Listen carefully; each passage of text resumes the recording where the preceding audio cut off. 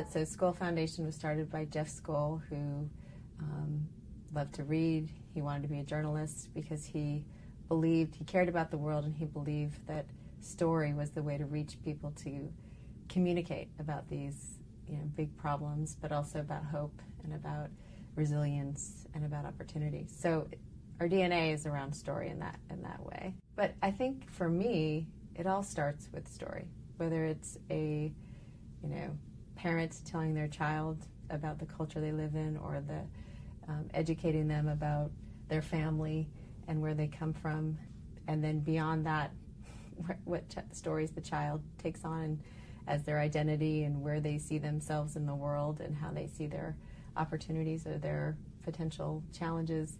For us, you can have all the data in the world, and while it's compelling and important and a fundamental requirement for any kind of change, often, and we've seen, I'd say most of the time, it's one story that moves you to act that makes the difference. Whether you're watching a movie, whether you're hearing someone speak that you connect with, whether you really begin to understand the problem through someone's eyes, like a child or a person you relate with. For us, you just can't underestimate that, the value of storytelling with evidence, with the right data.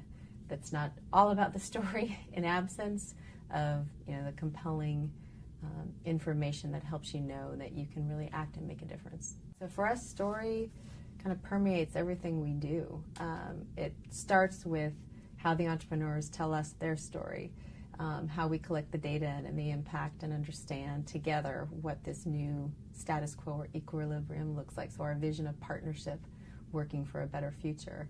And along the way, how do we get others to embark with us on that journey? And it's all about creating a compelling, and we don't say pitch, we don't say marketing, plan. It's about the story. What is the story? What's the story that the data is telling us? What is the story of the constituents or the people on the ground that are living in that situation? And what's the story that is compelling for the policymakers or the corporations to really get them engaged and partner with us?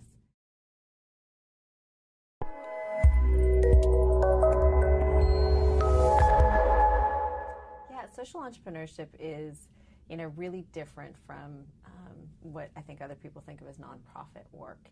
It's the disruptors. It's more, I think, analogous to an entrepreneur in the for-profit space. It's someone who sees an idea or has an innovation.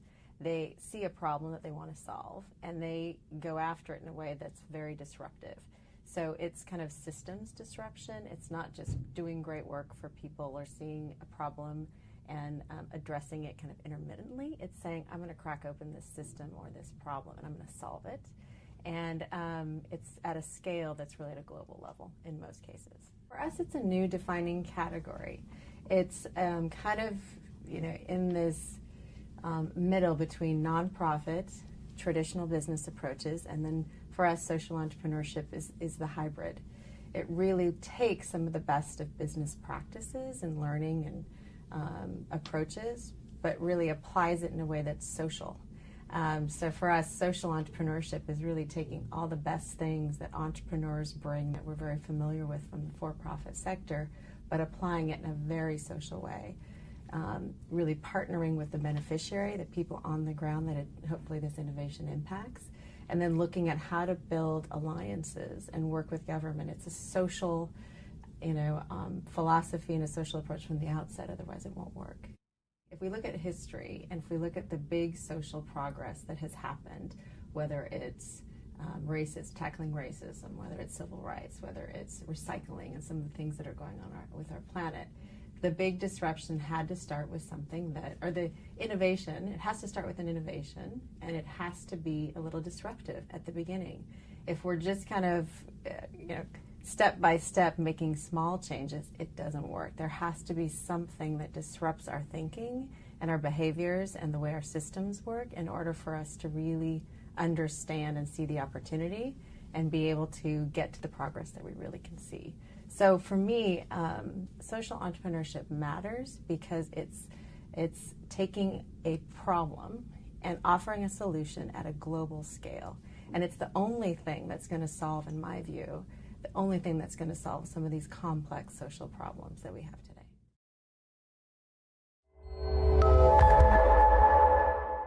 So there are kind of two different ways that most foundations give money. One is a unrestricted, or what they call operating support grant, which basically means we're going to agree to a few really key measures, and you're allowed to use that money for whatever you need to do to get to those measures. You can build capacity, you can hire people on your staff. It's whatever operational or other you deem appropriate. So it's really trusting the entrepreneur, the leader, and we believe a lot in that level of funding, because we say, you know what, the entrepreneur, if they have a proven track record, if they've built some success and we're trying to help them scale, they know better than we do where those investments should go. The alternative is a restricted funding, or maybe a more traditional grant, which has to be used for a specific program or purpose, usually has a much more intricate set of metrics and reports attached to that.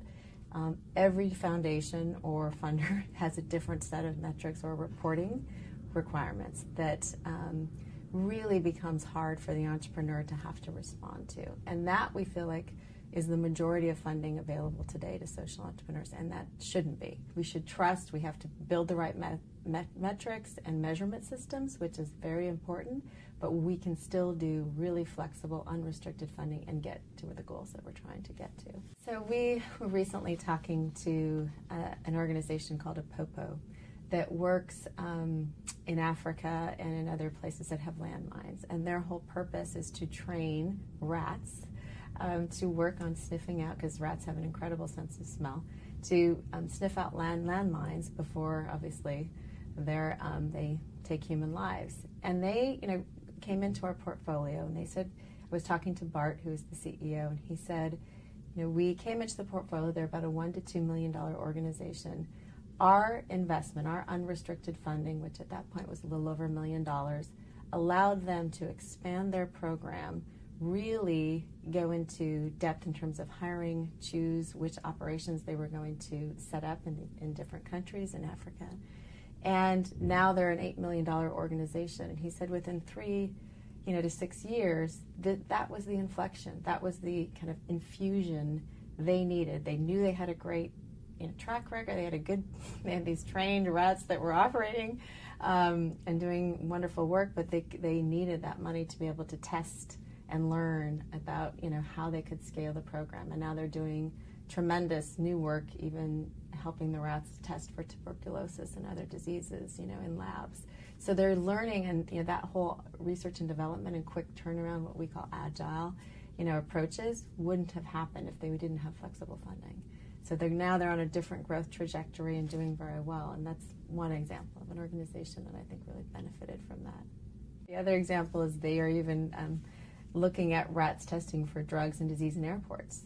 So you could see, and probably behind the scenes and not in the public facing, walking around, inside the airport, but, where the luggage and the tarmacs and the different, transition areas are. If there's one point I think flexible funding helps bolster, it's enhanced creativity and, ability to think bigger versus smaller and get deep into one program, and, so that we see as an advantage too.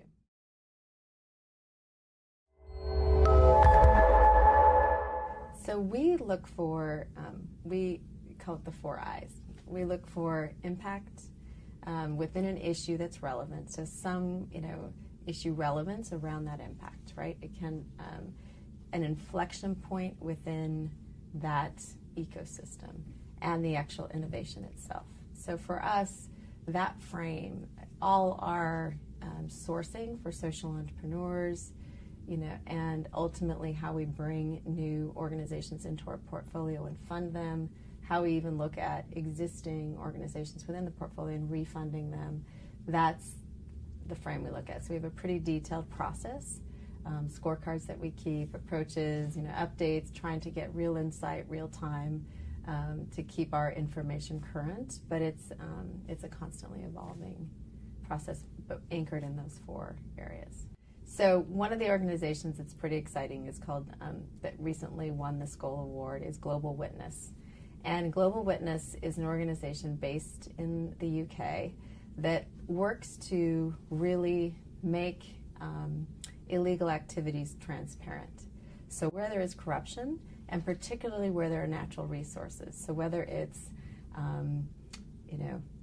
blood diamonds, whether it's illegal logging that's stripping the natural resources in particular countries, they start out as journalists, and they posed as poachers or timber buyers, and they go in and really do incredible investigative research on these issues and who the players are and map where the money goes, and ultimately publish results and work with policymakers to say, here's what's going on. We have the proof of how these transactions are being done, and we see the tremendous atrocities that are happening on the ground with the people that are affected in the local countries.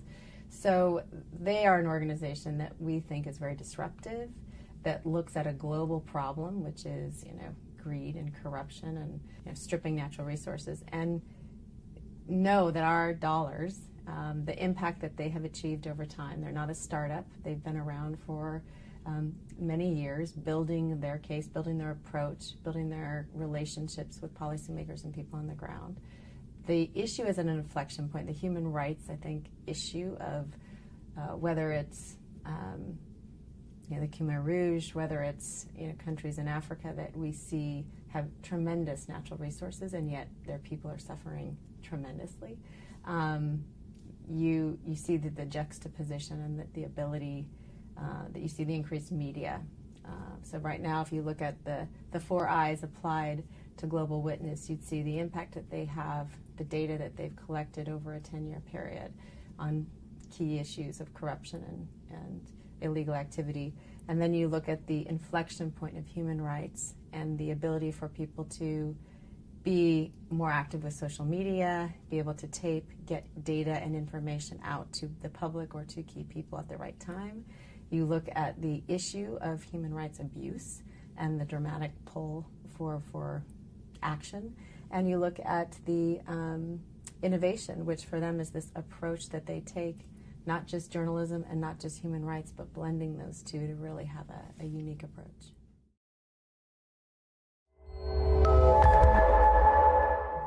Scale can mean a lot of different things, right? It can mean great reach, but if the quality of that reach is not effective, then you're not helping crack open or solve a big problem.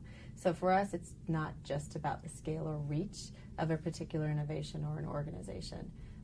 We really look for, we call it equilibrium change.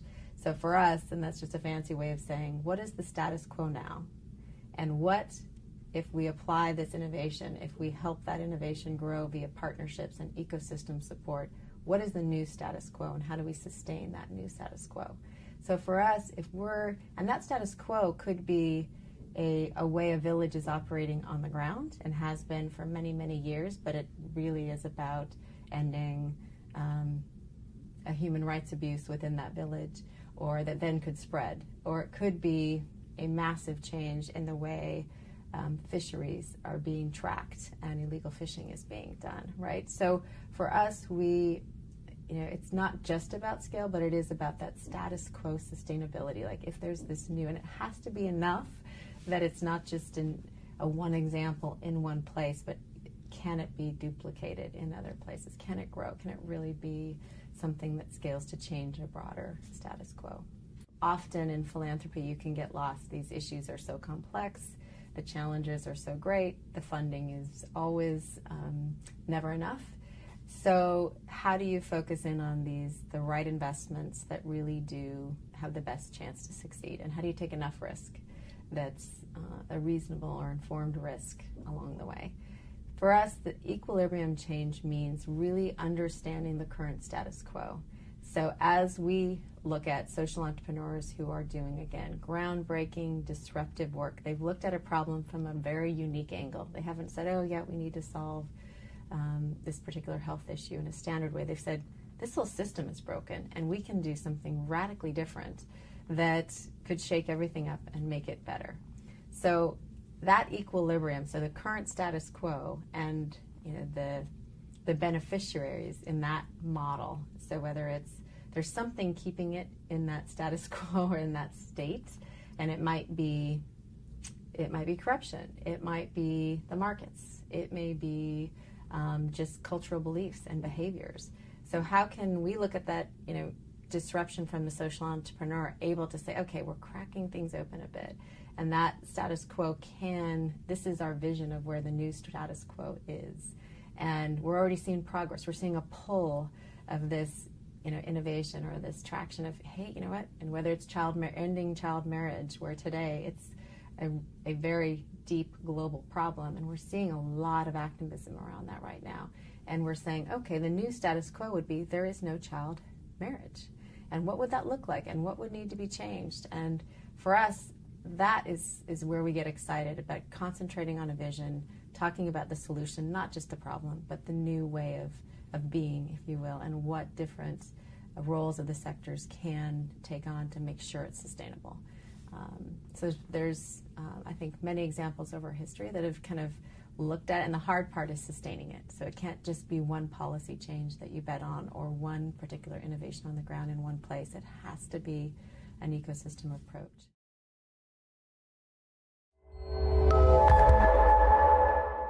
I think we're at a real inflection point when it comes to the urgency of social problems. So now we're seeing a great convergence happening with corporations who see it not as doing good things and giving back to their community, but seeing a sense of urgency with their lines of business, with their supply chain, that they need water, they may need, access to these, incredible resources that the earth is providing. So there is a convergence between corporate, government, and the social sector that's really exciting, because there's a sense of urgency, and sadly it's because there's so many grave problems that we all have to be working together to solve. No one sector is going to do it on their own. We're seeing that happen. So we're seeing when a really good innovation arises, and that for us, we have the perspective that social entrepreneurs are providing those just groundbreaking innovations. When we see that, partner with a corporation that applies that innovation in their supply chain, and then a government can put regulatory policies in place that help accelerate that, we see great, tremendous social progress happen. It's exciting. We see social entrepreneurs struggle with sustainability just like an entrepreneur does, and in some cases it's not just the financial component, it's the sustainability from constituent involvement or partnerships with government or corporations. So again, by design, they have to be working with a lot of partners in order for their innovation to really scale. They don't, go in a room or a design lab and come up with a great product and then launch it and then it's out in the world.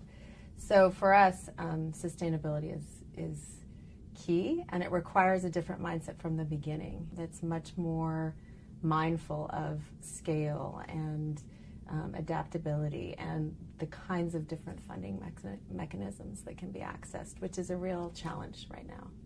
I think there's a lot of opportunity right now to look at more creative ways to fund social entrepreneurs. I say that because you have traditional philanthropy, foundations that typically give grants to nonprofits who are doing phenomenal work. Those grants may last a period of a couple years. They may be renewed. So these grants are usually given for a period of time. It may be 3 years. It may be renewed after that time. But it's a designated period of time, and there's an agreed upon set of metrics that the organization is on the hook to achieve.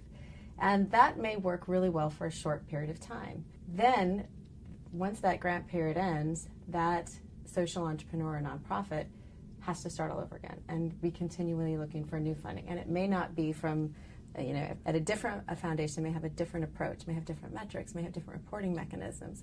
So it becomes really challenging if you're a social entrepreneur CEO going out to try to raise money for your sustainable organization when you're having to wear different hats, having to constantly adjust your internal processes to map to the foundation or to the funder. And that's different than the for-profit sector usually works. And it's always a challenge to raise money. But in the social sector, I think there's a huge opportunity for us to look at how we do that differently. Instead of saying, oh, we're only a nonprofit or this is only a for-profit, again, this social entrepreneurship hybrid in the middle can be, we may be able to do program-related investments. We may be able to do loans at lower interest rates that gives the nonprofit or the social entrepreneur much more flexibility in how they work their financial plans. We can also look at possibly for-profit investments if there's a hybrid model where they might have a technology that's really exciting that should fund and could be offered to the public, that could fund the nonprofit side of what they're doing and their innovation. So for us at the Skoll Foundation, we kind of consider ourselves vehicle agnostic. A grant is, at the end of the day, a vehicle. A program-related investment or a loan is a vehicle, and a for-profit impact investment is a vehicle. What we like to think about is, where is the social impact? Like, where do we see the impact at the end of the day, and what's the right financial vehicle that can help get us there? And really try to be creative about how we approach that.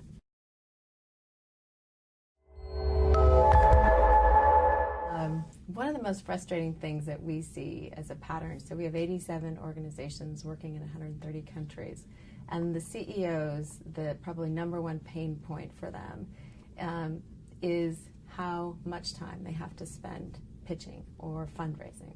It's really challenging because what we call operating support or flexible spending is so small. It's probably 10% of, if that, of what the foundations end up funding or philanthropists fund.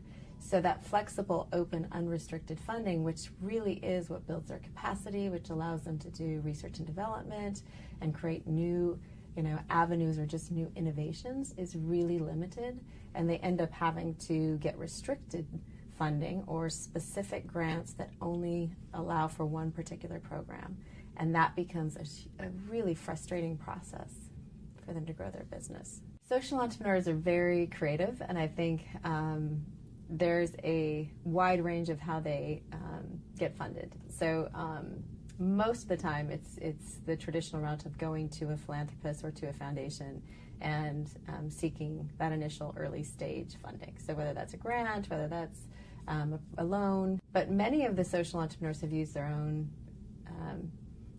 personal equity. They've, again, mortgaged their homes.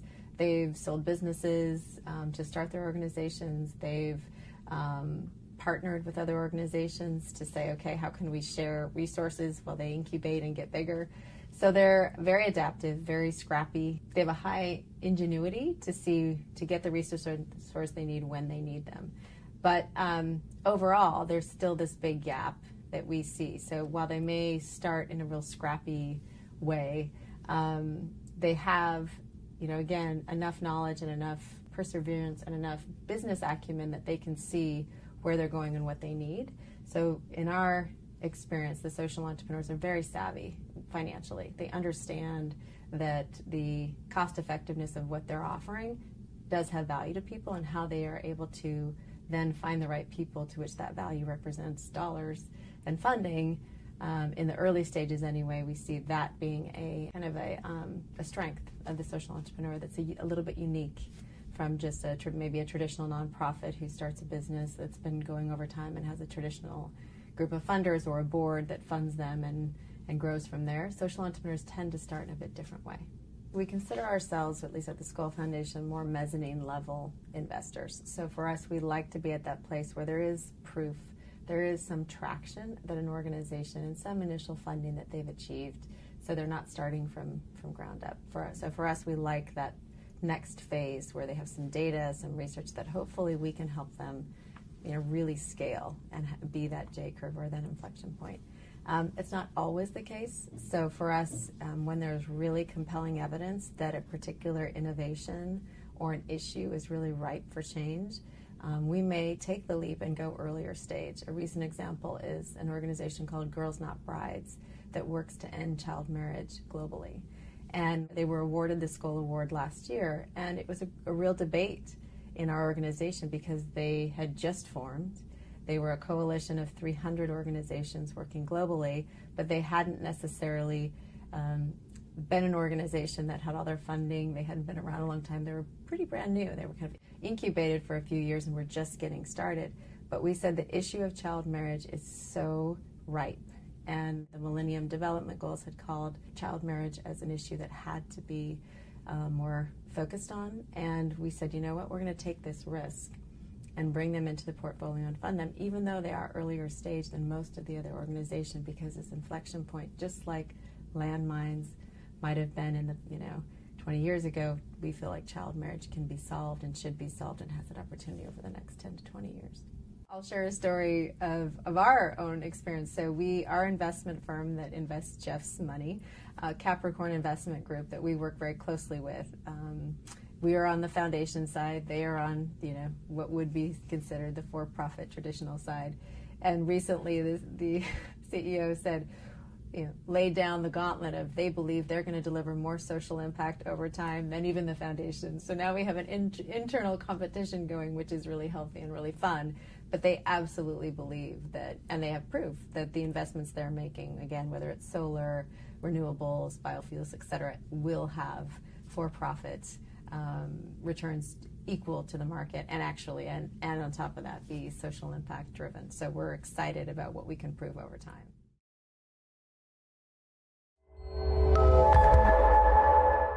Yeah, we look at it a little differently. So I think it is so naturally embedded into the idea of entrepreneurship, particularly in Silicon Valley. I think technology is certainly the biggest disruptor of our lifetime. So we see technology as, the social disruptor in a great way. We don't look at technology innovation or just looking at pure technology as from a product perspective as as a focus for our investments. We really look at what can technology do to help solve these big problems. And we're seeing the use and the creativity and the application of technology just floor us in terms of how mobile is being used, how different aspects of tracking and mapping, whether it's Google Earth technologies or whether it's customized applications that people are building on their own to track oceans or fish stocks. It's super exciting, and it definitely is accelerating the learning and the data that's available to these entrepreneurs. And so it's hugely important for us to be not only tracking and investing in, but really working with our social entrepreneurs to help them adapt and be able to use technology in new ways. So we see that as a fundamental part of what foundations can do, is help social entrepreneurs who may not have a lot of technical capacity, but absolutely have to be thinking about how technology can help their work. So one organization that I think comes to mind in terms of the use of technology is an organization called Medic Mobile. So it was started by a guy who was a kind of typical Silicon Valley, went to Stanford. He was actually studying to be a doctor and went out into the field, in this case it was in Africa, to look at how medicine and how access to medical facilities in rural areas was being done. So when his name is Josh Nesbitt, so when he went out to the field and looked at how a community health worker, so when there's not doctors and nurses widely available, community health workers is a model that helps bridge that access from a rural village to a medical clinic or to a hospital, right? So when Josh, this Stanford student who's studying to be a doctor, went to a village in Africa and looked at the community health worker who was walking up to hundreds of miles a week to track his patients and bring that data back to the clinic, he realized, and he looked on his cell phone, it had 4 bars of cell service, that he said he should be using a mobile phone to input this information, not walk to the hospital, but send it back to the hospital and medical clinic, and he could see many more patients. So they started to look at how to develop applications, not for the sake of selling them as a for-product offering, but designing mobile applications for community health workers and customizing that technology to be able to help accelerate and basically reduce the costs of what it was taking to get those medical records, to improve the outcomes, so more patients were getting better health services more quickly, and ultimately able to show the results because this data was now in a database and online and accessible to others, and so he could also share that with other funders and with other clinics nearby and to show what was working and what they were challenged by. So that is an example of technology, adapting technology for the sake of improving a social situation that we really look for and want to support. There's a great organization called Ushahidi, and they're not in our portfolio, but they're a partner, and we look at, so they, during the Haiti earthquake, it was started by some very smart folks in a college dorm room that said this global atrocity is happening. How can we help? And they said, well, we know how to map, we know how to code. We know how to do SMS. Could we figure out a way to map and create and contact? And they had a couple people they knew in Haiti. And they said, well, could we map where there are big needs? Like could we create an SMS system and a mapping system that would help people who are in Haiti say, I need help here, or there's children trapped in this building here.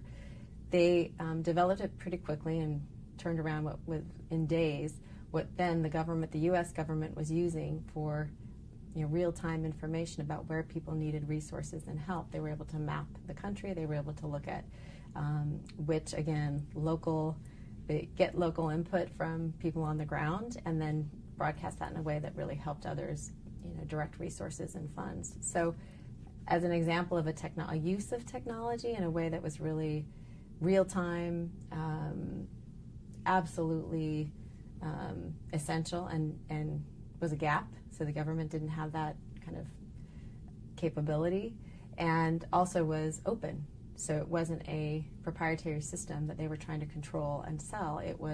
This is an open system that people can use. So now they've broadened that to whether it's other countries or other disasters. They've become really known for their ability to create technology systems like that really help people when there's a real-time crisis.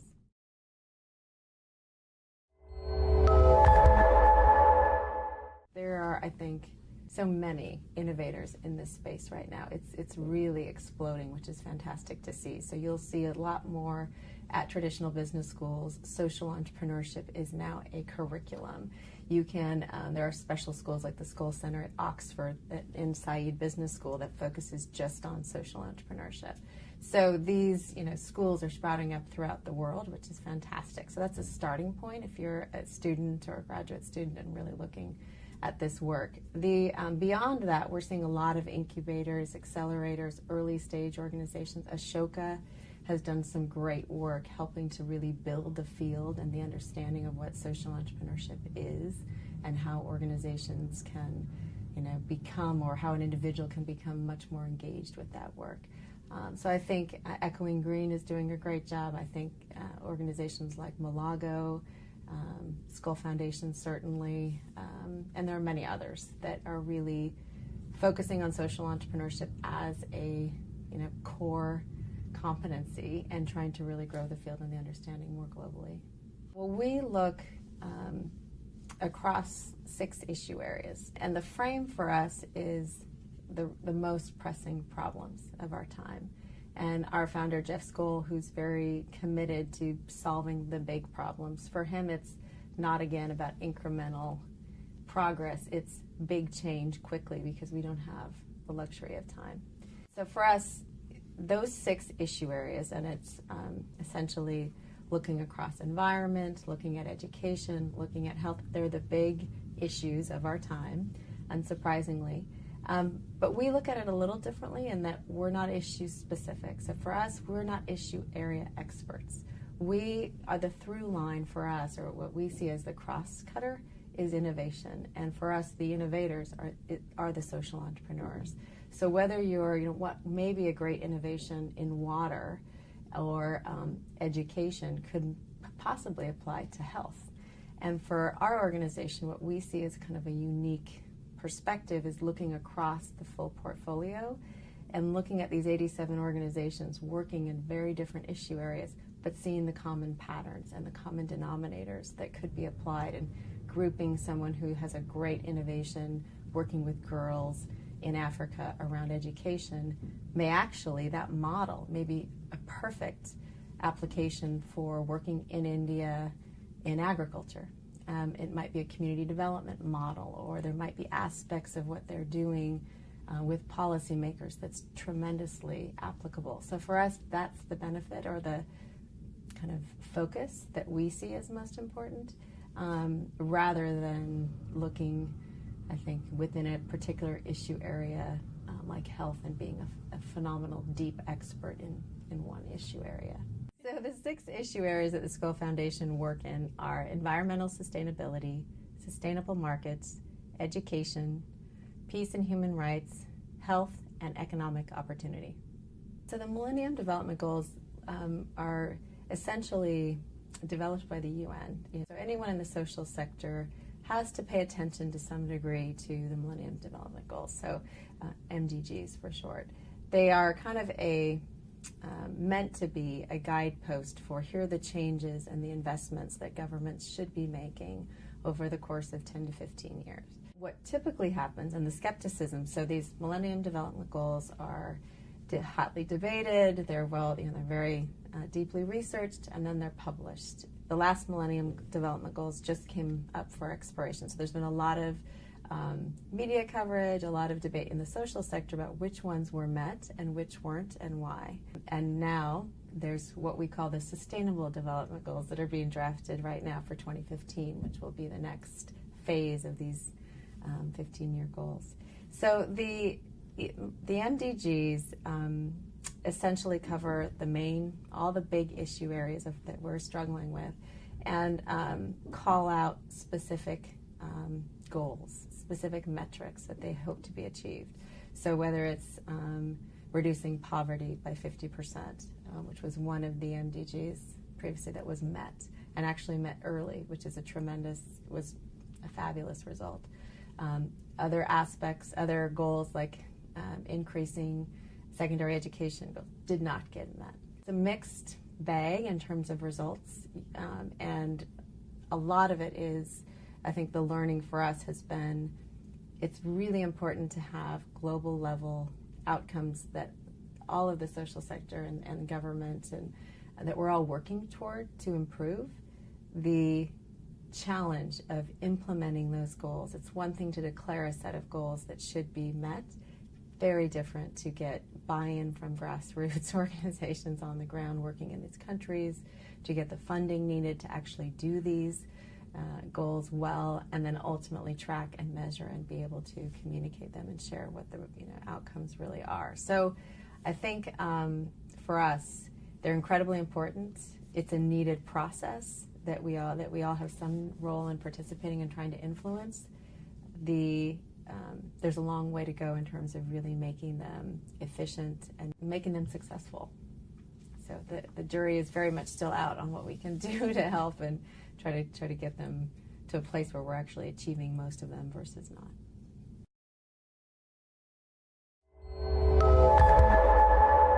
Yeah, impact is I think, hard thing to measure. No one has a silver bullet as to how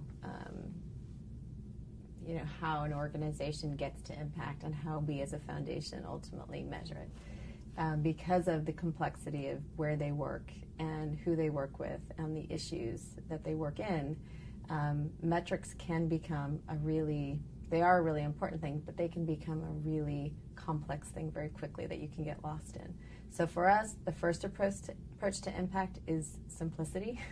So, and we get back to the big system change or the equilibrium change. What at the end of the day, where is the status quo now? Let's talk, and how do we know it's there? What are the 4 or 5 data points that really show us that the status quo is what it is? So whereas we look to the new vision of where we want to be, where is there evidence and proof that there is pull, that there is an ecosystem demand for where we see the vision of a new status quo or equilibrium. So for us, simplicity is really important. And the other piece I'd say is there's no doubt research and verified, credible, audited research is key. So for us, a third party verifying, it's not enough for just the social entrepreneur to give us their numbers. We really have to say, you know what, great, thank you, we trust you, but we also are going to verify this with third parties. We're going to go to, whatever sources, or hire people that help us do that, so that we can be sure we're doing our due diligence in a way that's credible and honest, and that we're good stewards of our resources. Without that, I think a lot of organizations make the mistake of asking for pages and pages. In some cases, one example of a foundation asked for a 70-page measurement report from one of our social entrepreneurs, and he decided that the grant itself wasn't worth it because of that reporting requirement. So to get lost in metrics without a headline of what you're trying to really understand is back to that simplicity that we need. But you also have to say, okay, where's the proof of where we're going? And so some agreed upon set of metrics that we can, again, extract and exchange with the entrepreneur, but then also verify. And for us, as we build on that foundation of, again, 4 or 5, aggregations of data that get us to some key proof points, that's enough for us to be able to say, okay, we can move forward. And that for us means the impact that we look to, and we're constantly looking at how, whether it's new trend data, whether it's information from other resources, how it impacts then our core beliefs or that core data set that we started with. So one of the organizations is an organization called Riders for Health. And the story, and I'll start with that first, is of a couple, a husband and wife, who were motorcycle enthusiasts who decided to take a motorcycle trip in Africa. And they were going in out-of-the-way places in rural areas, and began to see ambulances and emergency vehicles on the side of the road in disrepair and left to be abandoned. And they couldn't really understand that. And a lot of it was because the terrain in some of these rural villages is very dense and complicated and challenging. So these vehicles weren't made to go into some of the villages where they were supposed to go. They also saw a woman being rushed to the hospital in a wheelbarrow by the fastest man in the village because there was no emergency 911 ambulance to call. And they thought they could do something about that. So they went back to England, mortgaged their house, and decided they would set up a organization that helped train local villagers to do health services on motorcycles, and also train these people to maintain the motorcycles and to be able to employ people in the village, in villages. Well, the government caught on to this. The exciting part was, as they began to grow and prove that this new innovation could work and be scaled, the government, we helped them work with the government in Gambia to say, what if you outsourced your emergency vehicles to Riders for Health, and they were able to provide these health transportation services at a lower cost to more people in a more reliable way. And we ended up also doing a story, a segment on national media that talked about riders. And within a few weeks, that agreement, that MOU had been signed by the government, and Riders for Health is now operating in multiple countries throughout Africa with this service and scaling pretty rapidly. So the impact, looking at a model like that, it was, again, seeing a problem. It wasn't a business plan approach. It was we see a problem, we see our knowledge and this innovation that we have, which in this case was motorcycles, being adapted in these rural villages. That scale was able to be achieved because they had success in one country, which in this case was the Gambia. Ignoring social impact is at your great peril if you're any kind of financial institution, or whether you're a funder, or whether you're a corporation, or a foundation like we are. I think it's outdated. I think it's inevitable that we all have to start making more of an integrated approach, looking at, you cannot ignore social impact today. If you look at what's happening with Ebola, if you look at what's happening with climate, if you look at what's happening with the insurance issues that are happening around those global crisis issues, no one can ignore the social impacts that we all face daily. So as a funder, I find it just extraordinarily old school to think about funding only for profit and ignoring all the other businesses that are working, that have both a could have a profit model and a social impact model. So I think, at the Skoll Foundation also, that's a unique, or we're seeing much more acceptance of less of this hard wall between the for-profit investment arm and the nonprofit or the social impact, side. We're seeing you can have both. You can be investing in really great solar technology. Look at Tesla and the incredible success of an electric car company, and it well exceeded the traditional profit margins or the traditional profit projections. And so those examples are becoming more and more. I think they're becoming more and more known, and as they do, the leaders in the space that look at the opportunity with social impact and profit will be the ones that succeed.